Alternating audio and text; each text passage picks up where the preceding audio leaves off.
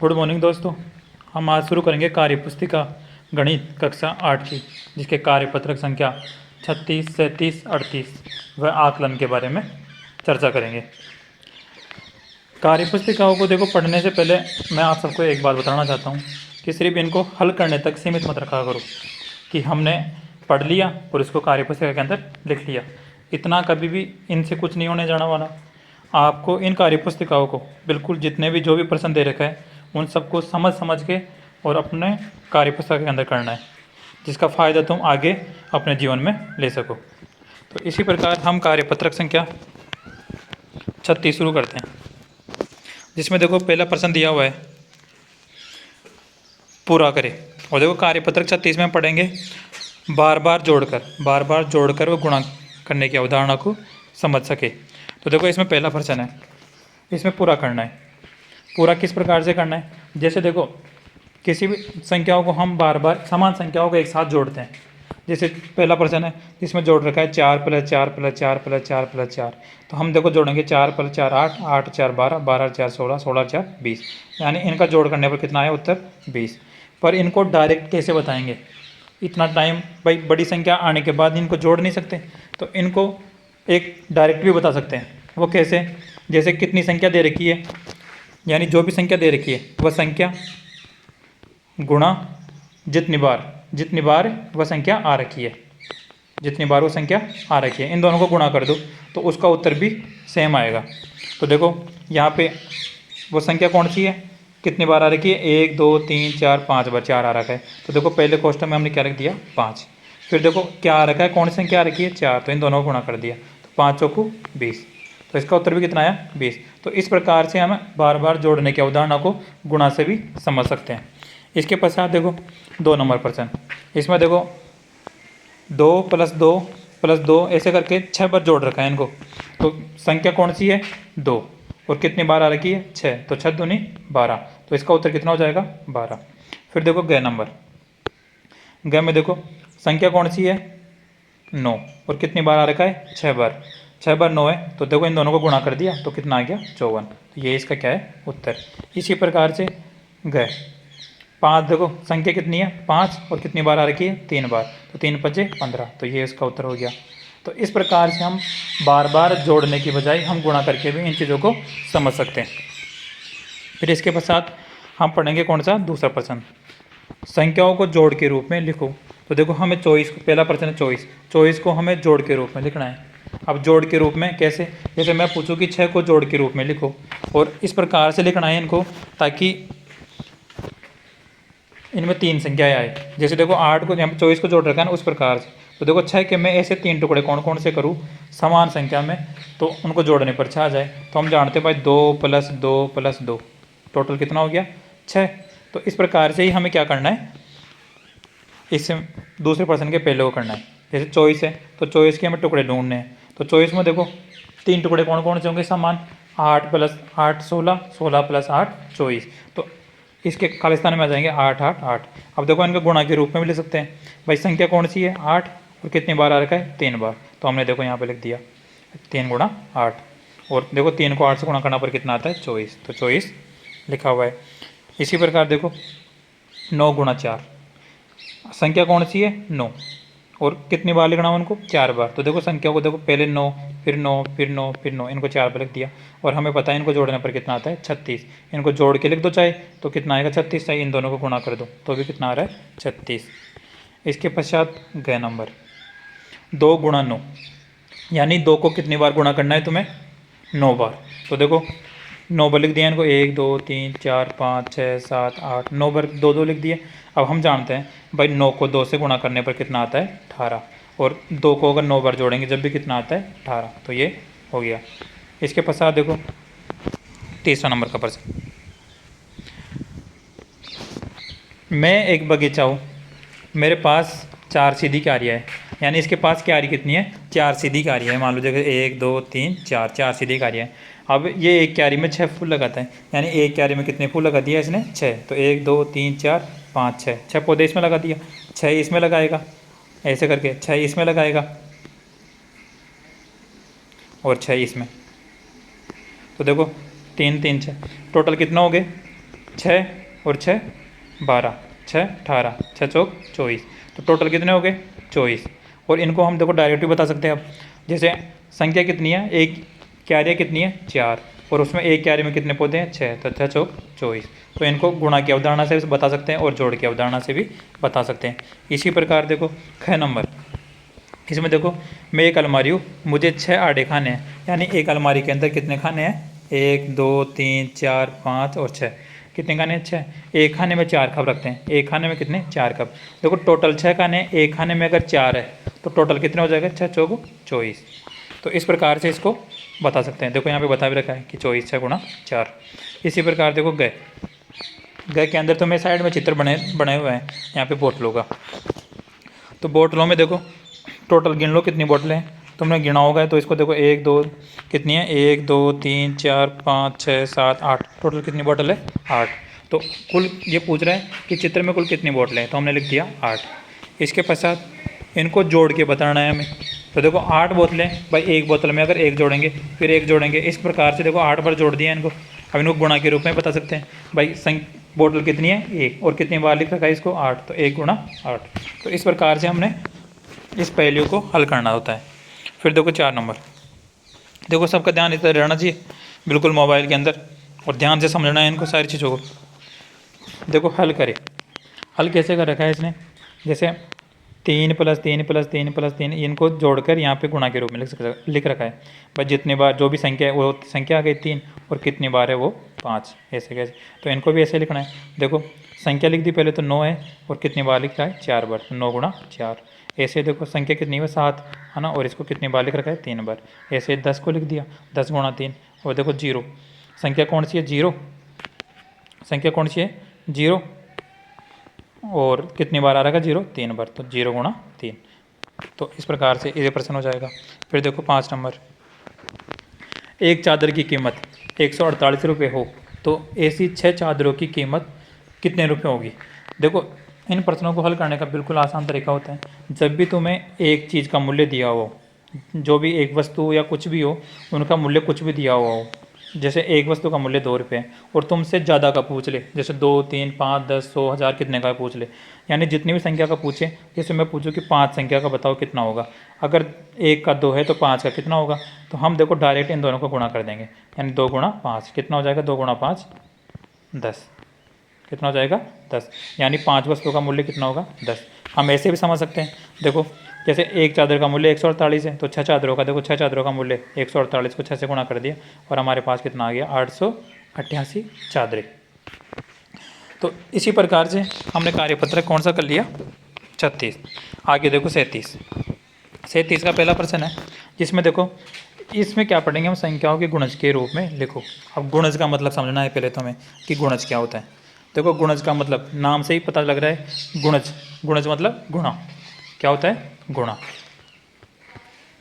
तो हमें जिस भी संख्या की गुणज पूछे, जिस भी संख्या की हमें गुणज की बात करेंगे, तो उसी संख्या को क्या करेंगे हम, जैसे उसके 5 गुणज पूछे 10 गुणज पूछे 50 1000 कितने भी पूछ ले, तो हमें शुरू हो जाना है कहाँ से 1 से। जैसे 3 का गुणज पूछ रहे हैं तो 3 को 1 से गुणा करो, तो पहला गुणज कौन सा हो जाएगा 3, फिर 3 को 2 से गुणा करेंगे तो दूसरा देखो 3 दूनी 6, फिर ऐसे 3 को 3 से गुणा करेंगे तो 9, ऐसे 4 से करेंगे तो 12, फिर 5 से करेंगे तो 15, फिर 18, तो ऐसे चलता रहेगा। तो ये पूछ रहा है कि 3 दी गई संख्या में 3 के गुणजों को गोला लगाओ, 3 के गुणजों पे क्या लगाना है गोला।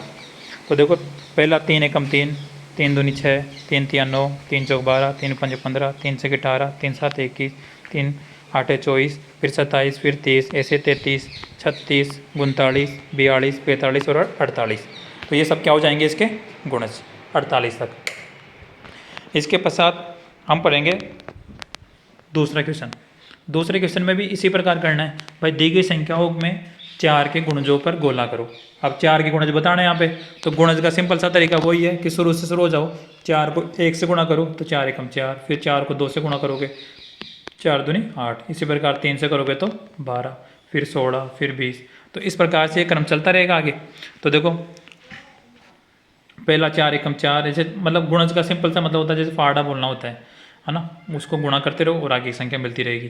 पर ये पहाड़े तो हम 10 तक ही बोलते हैं, भाई 10 तक ही गुणा करते हैं, पर इसमें हम गुणजों को अनंत तक कितने भी गुणज प्राप्त कर सकते हैं। तो देखो पहला गुणज कौन सा हुआ, 4, फिर 8, फिर 12, फिर 16, फिर 20, फिर 24, फिर 28, फिर 32, फिर 36, 40, 44, 48, है ना।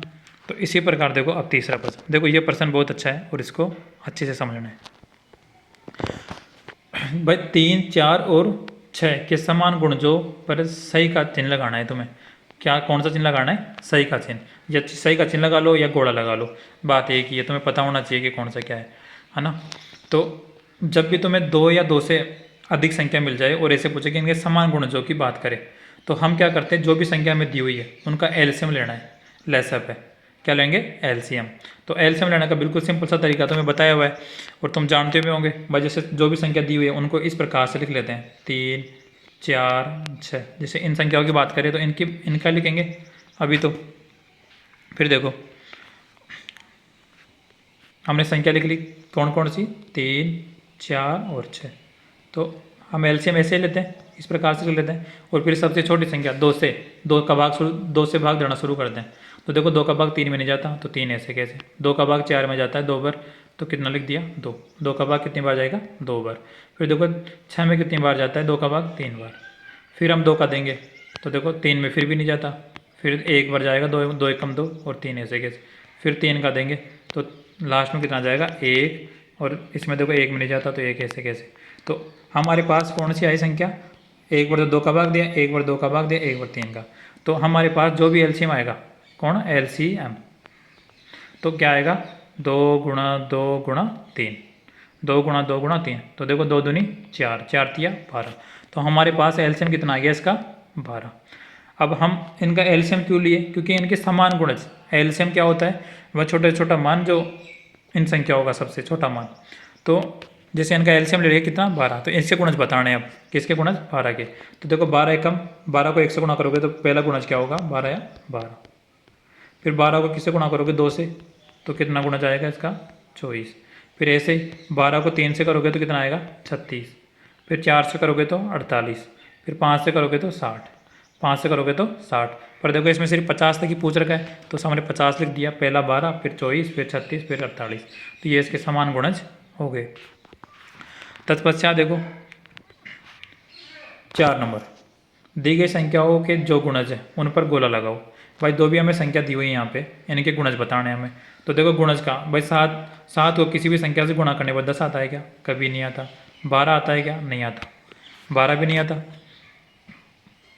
क्या आता है, 14 आता है, 20 भी नहीं आता, 21 आता है, 24 भी नहीं आता, 28 आता है और 35 आता है, 32 भी नहीं आता। तो इस प्रकार से इनके गुणज बताना है।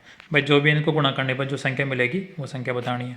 इसी प्रकार देखो 9 की बात करें तो 9 में देखो 9 को 2 से करेंगे तो 18 आएगा, 3 से करेंगे 27, 4 से करोगे 36, 45 है ना, 63 है ना। तो ये सब इसके क्या हो जाएंगे, गुणज। फिर देखो 12 की, तो 12 में 12 एकम 12, फिर 24, फिर 36, फिर 48, फिर 60, यही गुणज होते हैं। 20 कभी नहीं आता, 30 कभी नहीं आता, 40 कभी नहीं आता और 86 भी कभी नहीं आता। तो इसी प्रकार देखो हम कार्यपत्रक लेते हैं, कौन सा, 38 नंबर। हमें देखो इसके अंदर क्या करना है, बॉक्स में संख्या लिखनी है। अब बॉक्स में संख्या लिखेंगे कैसे, जैसे हमें ये दे रखा है 1 गुणा, फिर यहाँ पे बॉक्स दे दिया और यहाँ पे दे रखा है 28। भाई मैं इस बॉक्स में ऐसी कौन सी संख्या लिखूँ कि गुणा करने पर, उसको 1 से गुणा करने पर 28 आ जाए। तो हम जानते हैं भाई 1 को अगर 28, यहाँ पे उत्तर में 28 लाना है तो 1 को ऐसी कोई सी भी संख्या, किसी भी संख्या से गुणा कर दो, जिस संख्या से गुणा करेंगे वही संख्या आएगी यहाँ पे। तो देखो 28 लाना है तो इसको किससे गुणा कर देंगे, 28 से। तो यहाँ पे कितना हो जाएगा, 28। इसी प्रकार देखो आगे प्रश्न दूसरा, वही 2 गुणा, यहाँ पे बॉक्स है और यहाँ पे 28। भाई मैं 2 को किससे गुणा करूँ कि यहाँ पे कितना आ जाए उत्तर, 28। तो हम जानते हैं भाई 14 को 2 से गुणा करते हैं, 14 नहीं 28। तो 14 को 2 से गुणा करते हैं तो कितना आ जाता है, 28। तो यहाँ पे कितना आ जाएगा, 14। फिर इसी प्रकार देखो यहाँ पे 4 को मैं किससे गुणा करूँ कि 28 आ जाए। तो हम जानते हैं 7 को 4 बार से गुणा करने पर कितना आता है, 28। फिर देखो यहाँ पे बॉक्स, मैं 7 को किससे गुणा करूँ, यहाँ पे बॉक्स दिया हुआ है कि 28 आ जाए। तो देखो ये पर्सन और ये पर्सन सिर्फ संख्याओं का अंतर है। पहले 4 को 7 से गुणा किया तो 28 है। अब यहाँ पे देखो 7 पहले से दे दिया तो यहाँ पे क्या जाएगा, 4 बॉक्स के अंदर, बॉक्स में 4। 4 को 7 से करोगे तो 28। इसी प्रकार इन प्रश्नों को बताना है। देखो 72 आने चाहिए हमारे पास उत्तर, 9 पहले से है तो 9 को 8 से गुणा करने पर कितना आता है 72। इसी प्रकार देखो 6 पहले से दे दिया। अब हम जानते हैं भाई यहाँ पे 2 संख्या लिखनी है, भाई 2 संख्याओं को गुणा करते हुए लिखना है। तो हम जानते हैं भाई 6 को 6 से गुणा करेंगे तो 36 आएगा, और 36 को 2 से करेंगे तो 72 आ जाता है। तो इस बॉक्स में संख्या कौन सी आ गई, 6 और 2। जरूरी नहीं है कि 6 और 2 भी हो, और भी संख्याएं बन सकती है ना।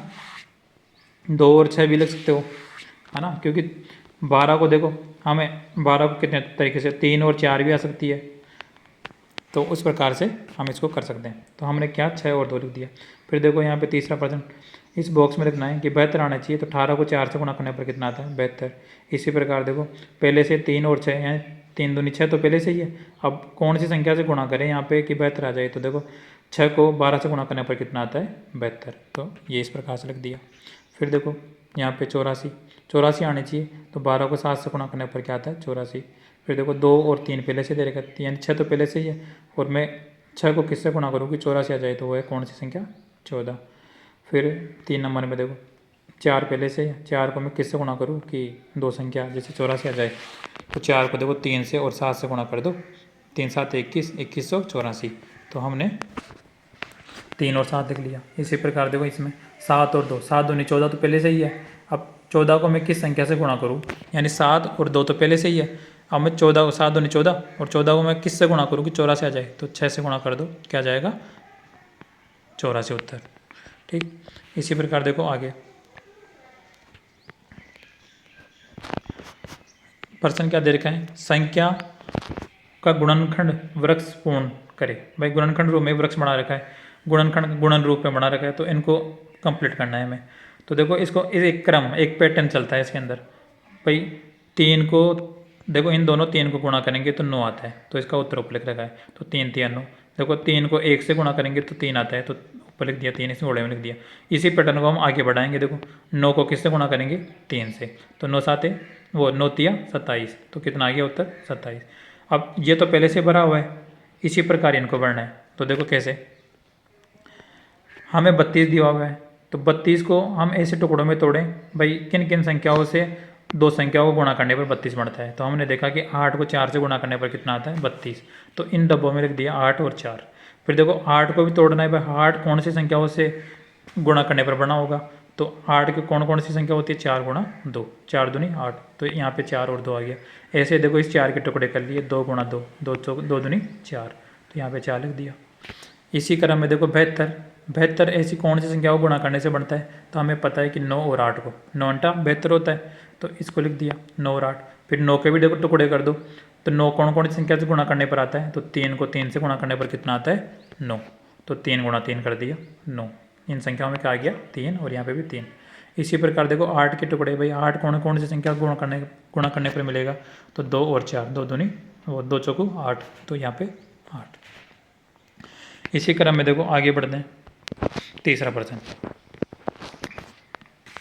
नीचे दी गई संख्या के सबसे छोटे समान गुणनखंड लिखो। देखो समान गुणनखंड, जब भी हमें गुणनखंड की बात करें, किसकी, गुणनखंड की संख्या में, तो हमें एक बात हमेशा याद रखनी है। जैसे जिस भी संख्या की बात करें, जैसे 4 की बात करें, तो 4 के गुणनखंड कौन कौन से होंगे, इसका सिंपल सा अनुमान आपको इस प्रकार से लगाना है। भाई 4 के अंदर पूरा पूरा भाग किस किस संख्या का जाता है, वो उसके क्या कहलाएंगे गुणनखंड। तो हम जानते हैं, शुरू करेंगे 1 से। भाई 1 का भाग 4 में जाता है, बिल्कुल जाता है 1 का पूरा पूरा भाग। फिर 1 के बाद 2 आता है, 2 का भाग भी 4 में जाता है, हम जानते हैं 2 दूनी 4 आता है।